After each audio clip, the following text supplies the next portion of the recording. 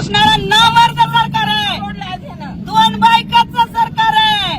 शिंदेबाई आणि पवारबाई याच्याबरोबर प्रपंच करणारा जो देवेंद्र फडणवीस आहे, दोन बायकाचं सरकार आहे. या दोन बायकामुळं या सरकारला जनतेकडे दुर्लक्ष करण्याची वेळ आली.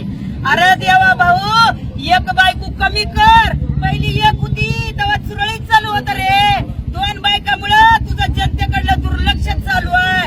हे देवा, शिंदे तरी ठेव नाहीतर पवारबाई तरी ठेव, आणि या दोन बायामुळं आमच्या जनतेचं नुकसान होत रे.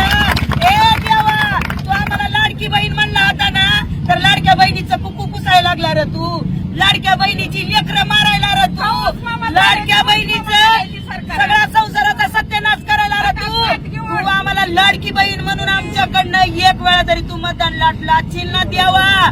एका साडीवर बाई म्हातारी होत नाही. तू आमच्याकडनं आम्हाला म्हणला ना लाडक्या बहिणी निवडून दिल्या, लाडक्या बहिणीने निवडून दिलं ना. अरे पुढच्या पंचवार्षिक मध्ये तुझाच गणपती करायला ह्या लाडक्या बहिणी पुढे येतात का नाही बघत राहा. सांग नाही तुला, लाडकी बहीण तुझा गणपती केल्याशिवाय राहत नाही. लाडक्या बहिणीच्या नावाखाली तू निवडून आला म्हणतो रे, तू लाडक्या बहिणी निवडून आला नाही. ईव्हीएम मध्ये घोटाळा केला रे रुमण्या, तू रुमण्या ईव्हीएम मध्ये घोटाळा केला, पण लाडक्या बहिणी पुढे केल्या. सख्या भावाला बहीण बहीण म्हणायला गेली, आणि तू कोण कुठला रे?